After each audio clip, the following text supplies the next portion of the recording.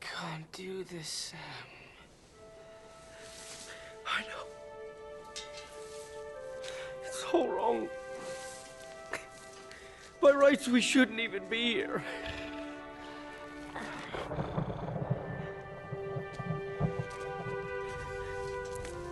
But we are.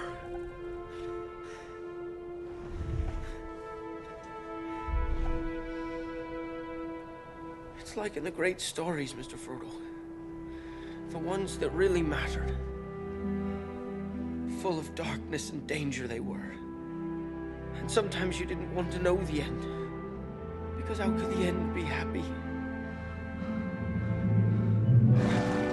How could the world go back to the way it was when so much bad had happened?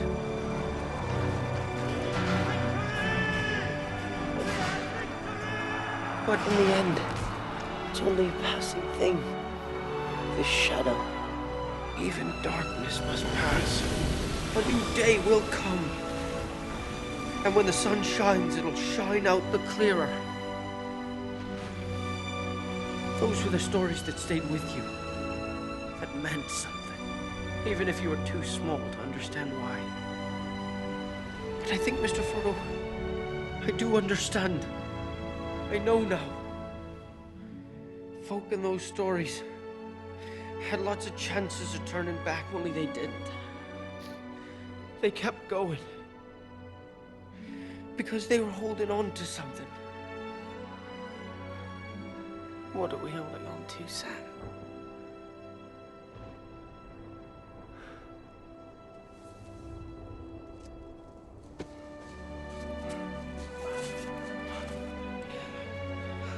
But there's some good in this world, Mr. Frodo. And it's worth fighting for.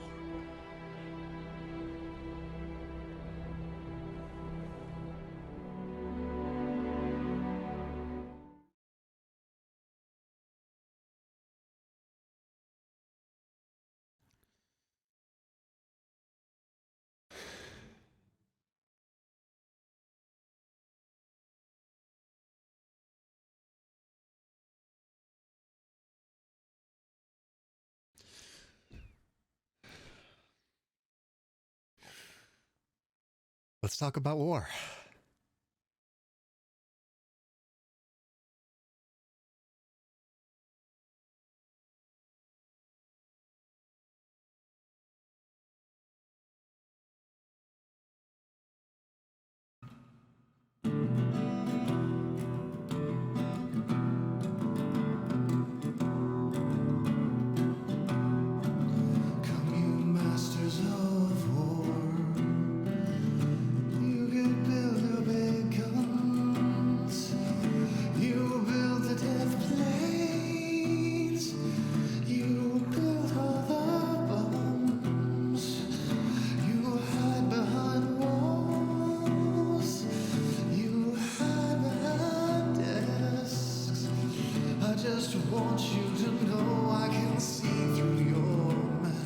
Violence is what occurs when our humanity fails us.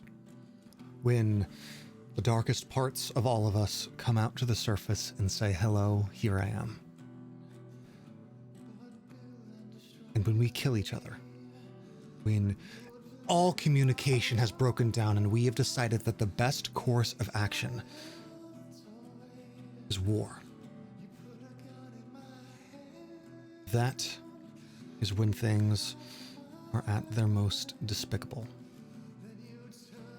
And I am sad to say that we are now in a state, well, I guess somewhere in the world we always are. But now especially, with the way that things are moving relative to world powers, we are now in a state of uncertainty and conflict. And the sad thing is, I care about everyone. The people that are suffering. The people that are dead. Never met any of them. But I see their faces. And I care. The The stories of war that we share with people are a warning.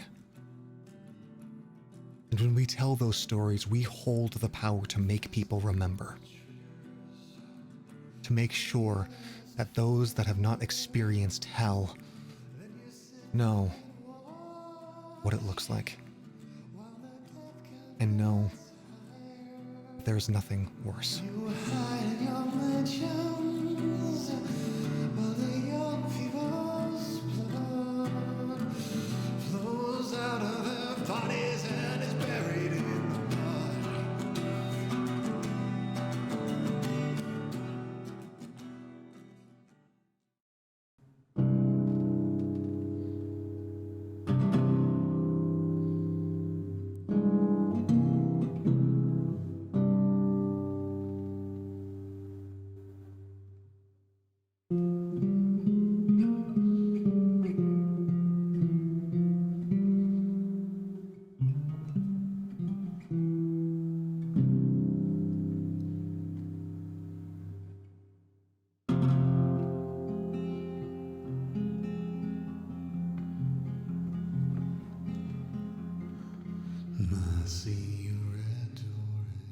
The stories that we tell always have conflict. They always have an other to fight. A thing, an idea. And we fight those things. And in D&D, we fight them literally. We get out our swords, our bows, our magics, and we fight. The stories that we tell have meaning. The stories that we tell of fighting evil are important. These manifestations of evil things are wonderful and simple ways for us to know that we are doing the right thing. In D&D, there are so many different cultures and actual, physical different races. And in the real world, what we have is ethnicities and genders, ideologies. Plenty of things that allow us to label someone as an other, to allow us to not listen. It's hard to understand.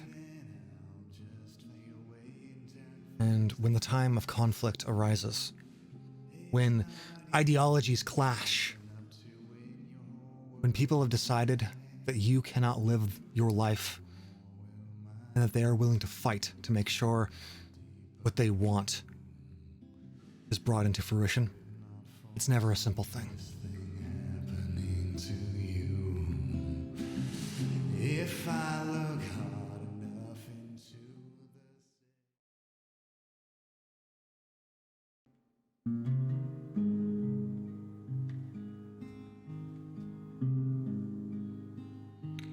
I was standing by my window. Light and shadow are two sides of the same coin. You can't have one without the other. And I think life and death are the same way. Depicting death can be horrific, but in the right circumstances, it can also be beautiful. Different cultures handle death in different ways. And if I were to find a common thread to how everyone deals with death, because there are many different ways of dealing with it, I think death is universally, across all cultures and people, addressed in a manner that centers around respect, around acknowledging and taking a moment to remember and to listen to everyone around us, to experience, to live. Death can be a beautiful thing, but I've never seen an instance where taking someone's life against their will is anything but horrifying. And yet, in this world of moral ambiguity, there certainly is a time and a place for it. All we want to do is protect what we hold dear. All we can do is protect what we hold dear. And sometimes that's in direct conflict with other people. When the time comes where we need to fight to protect what we love, there's no right way to go about this, especially in our stories. In my D&D games, in Aranor anyway, we decided to do the objective good and evil approach because it was more accessible to people, and it's also just more fun, especially in a game like D&D that relies so heavily on combat. If you bring up the morality of life and death as often as you would in depictions of reality, it can be an incredible weight to bear. But the stories that we tell matter. And of course, I would say that I can't fully abandon this notion that death should have weight. And even in this world of objective good and evil that I am creating, I still make sure that that is apparent in one way or another. But I also make sure that the players that are at my table, that the stories that we tell together are always pushing people toward good, toward doing the right thing, toward making sure that everyone feels like they've accomplished something. Like what they do matters and has a positive impact on the world around them.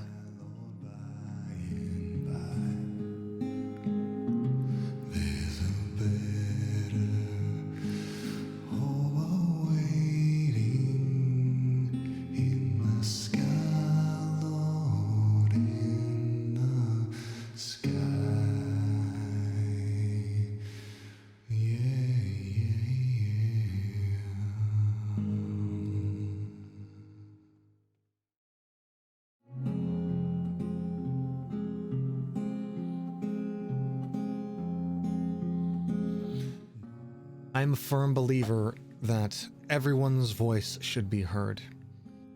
Even the people that may live abhorrent and despicable, immoral lives.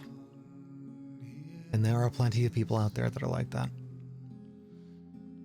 The words that they speak are poisonous and can corrupt others. And it can be really tempting to shut them up. But all that happens when you shut those people up is they just find another place to express themselves, or they go into their own communities and talk and reassure themselves. Words can do harm. And listening to those words, the words of those that want to destroy, that want to hate, that are expressing pain and fear, it's contagious.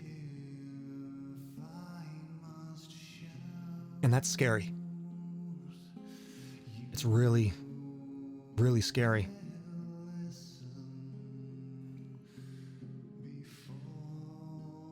But they're us. They're people. And there is always time to listen before we decide the best answer is killing each other. What is a hero? A hero is someone who listens. A hero is someone who sees through the anger and the hate of the world and fights for something better. And it's up to us to be that person, to be the change, to listen, and to fight for what's right. I'm not saying that there isn't a time and a place to take a life. To say that would be absolutely ignorant and a gross simplification of the world that we live in. But I do think that war, I don't want a war.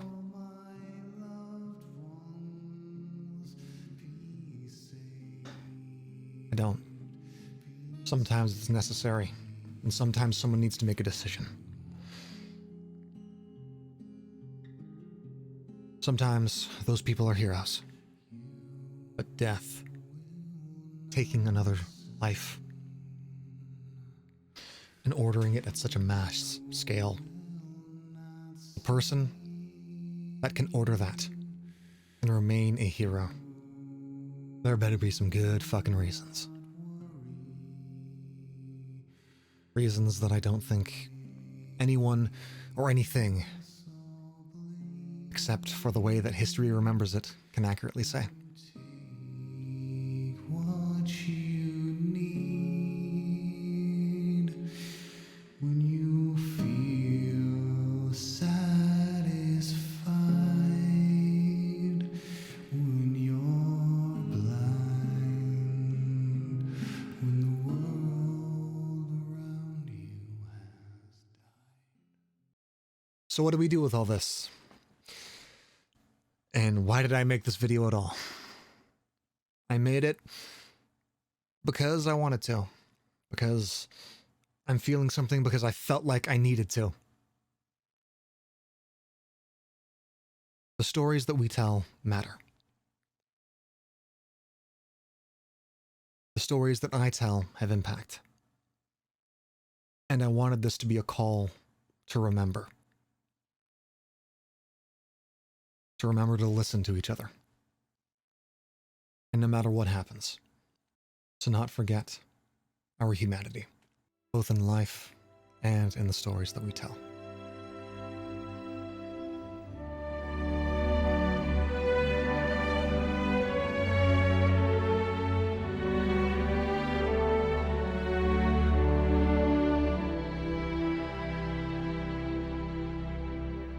Hello everyone, thank you so much for watching. If you would like to help the Ukraine situation, go ahead and click the link down below and install Tab for a Cause on your Chrome browser. It is a free Chrome extension that will allow you to support the people of Ukraine in their time of need without lifting a finger or donating a penny of your own money. It is just a way for essentially ads to get shown on the websites that you would normally browse, except for instead of that ad going into just some sleazy business person's pocket, it goes to a charity of your choice. It is an amazing tool. I highly recommend it. Click the link down below. Make a difference. Thank you so much. Cheers.